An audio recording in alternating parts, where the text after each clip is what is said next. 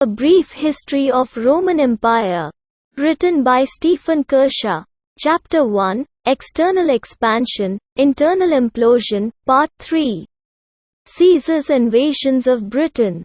Things were looking good for the triumvirate.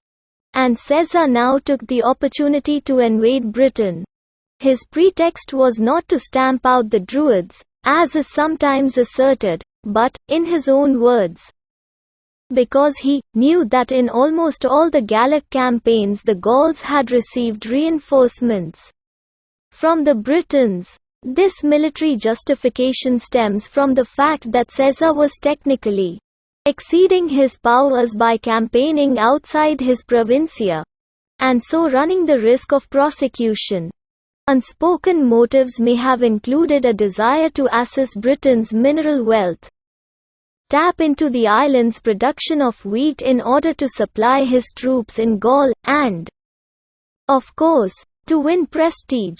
Britain was regarded as a distant, exotic, triangular land across the ocean, near the ends of the earth, whose west side faced Spain and Ireland, and whose inhabitants dyed themselves with blue woad and shaved all their bodies, apart from their heads and the upper lips. Conquest would match Pompey's achievements in the east. Towards the end of summer 55 BCE, Caesar detailed an officer called C. Volusinus to assess potential landing sites, and dispatched Commius, a pro-Roman chieftain of the Gallic Atrebates tribe, to persuade as many British tribes as possible to accept Rome's protection. Neither man was particularly successful. Volusinus only found a series of open beaches rather than a suitable harbour, and Commius was taken prisoner. Undeterred, Caesar requisitioned 80 transport vessels and a number of warships at Portus Icius, identified as modern Boulogne, plus 18 transports for the cavalry 13 kilometers along the coast. He set sail around midnight on the 24th of August with Legio 7 and his favorite Legio 10. Unfortunately, the cavalry were slower off the mark, and were carried back to land by the tide. Caesar himself reached Britain at about 9 a.m. on the 25th, but with hostile forces on the hills ready to oppose him he rode at anchor until 3 p.m. when the wind and tide turned in his favor.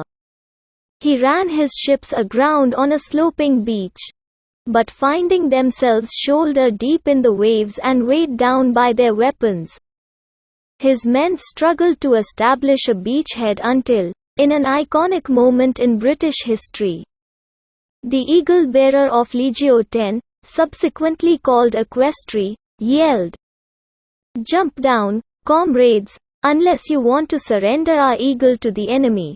I, at any rate, mean to do my duty to my country and my general." He leaped out of the ship. The Romans rallied round him and drove the Britons from the beach.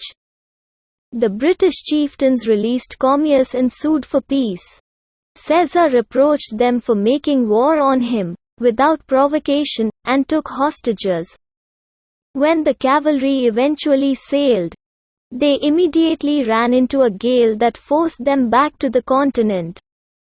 The storm, combined with a full moon and a particularly high tide, a fact unknown to our men, according to Caesar, severely damaged the Roman fleet, which was drawn up on the beach or riding at anchor. Caesar had never intended to winter in Britain, and his men had not provided themselves with a stock of grain with this in mind. The British chieftains knew that Caesar had no cavalry, ships or corn, and that his force was not large, and so decided to renew hostilities. If they repulsed the Romans now, it might deter anyone from invading Britain again.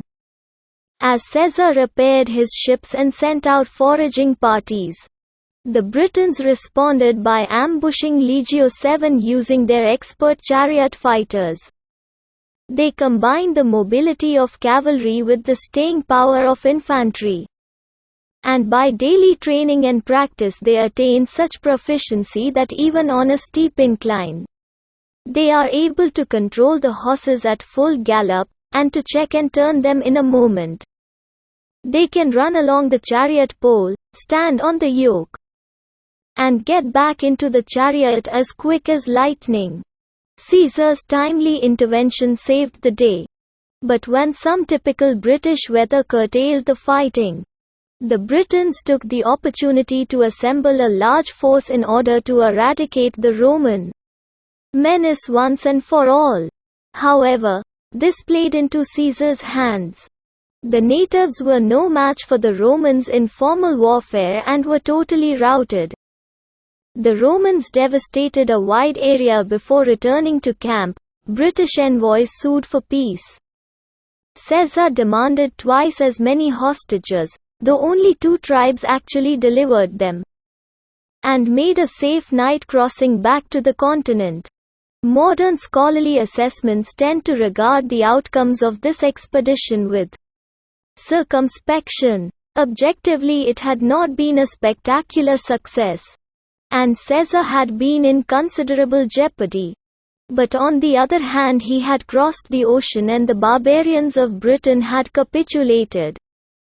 Seen from Caesar's perspective, it had ticked all the necessary boxes. On the conclusion of these campaigns and the receipt of Caesar's dispatches, the Senate decreed a public thanksgiving of 20 days. The fact that Caesar had unfinished business in Britain is shown by the events of 54 BCE. He returned having learned important lessons. A purpose-built fleet of 600 extra transport ships was constructed. Gallic troublemakers were dealt with, and the invasion force was increased to 5 legions, about 25,000 men. Legio 7 is the only one mentioned by name in Caesar's account, but X was probably used. And also 14, later called Gemina, which was commanded by Cicero's brother Quintus, who wrote letters home from Britain, plus 2,000 auxiliary cavalry. Other lessons had not been learned. Again he was driven far off course by the tidal current. But when he did finally land at about midday on the 6th of July, he was able to do so unopposed. His invincible armada had frightened the Britons away. Caesar struck hard and fast. A night march of about 32 kilometers brought him within sight of the enemy, who confronted him from across the river Stour. When the Roman cavalry drove them back, they occupied the hill fort of Big Bury. But assaulting this type of defense was meat and drink to Roman legionaries. The soldiers of the Legio 7 locked their shields together in the testudo, tortoise formation and captured the place with relative ease. So far so good, but then came news that a gale had severely damaged the Roman fleet, and that 40 ships were a total write-off. Again Caesar was paying the price for not finding a suitable harbor, and for misreading the local weather conditions. During the 10 days that it took him to enclose the ships in a fortified camp, a numerous British force had been assembled by Cassivellaunus of the Catuvellani, a bellicose tribe whose territory lay north of the river Thames, with their capital at Wheathampstead. The hit-and-run tactics of the British cavalry and charioteers made life difficult for the Romans as they advanced northwards. But when the Britons tried a more forceful onslaught, Caesar routed them. This proved so demoralizing that the various tribes that had assembled to help Cassivellaunus dispersed, allowing Caesar to forge ahead to the Thames, where he made the crossing into Cassivellaunus territory is disputed. Tilbury and Brentford are the favored suggestions, but despite large enemy forces on the opposite bank using sharp stakes fixed along the edge and concealed in the riverbed, his combined cavalry and infantry assault drove the Britons off. Cassivellaunus reverted to guerrilla tactics with his charioteers, while Caesar received envoys from the Trinovantes, a rival tribe from Essex, whose young prince Mandubracius was a personal enemy of Cassivellaunus. Caesar agreed to protect Mandubracius from Cassivellaunus in return for his people's support, and other tribes surrendered too. They gave Caesar the intelligence he needed to locate Cassivellaunus' stronghold at Wheathampstead. Once found, this was easily captured, and Cassivellaunus sued for peace, using Commius as an intermediary. By now, Caesar was keen to return to Gaul, and he was relatively lenient. He demanded hostages, fixed an annual tribute to the Roman government, banned Cassivellaunus from harassing Mandubracius or the Trinovantes, and then took advantage of calm seas to take the fleet safely back to Gaul. Caesar never divulges what his objectives really were, but as far as the Senate was concerned, Britain had been conquered, and that was all that mattered. However, the mere fact of Caesar's departure may indicate a moral victory for Cassivellaunus, and Tacitus tells us that a century or so later the British chieftain Caryticus invoked their ancestors, who by routing Julius Caesar had valorously preserved their present descendants from Roman officials and taxers, and their wives and children from defilement.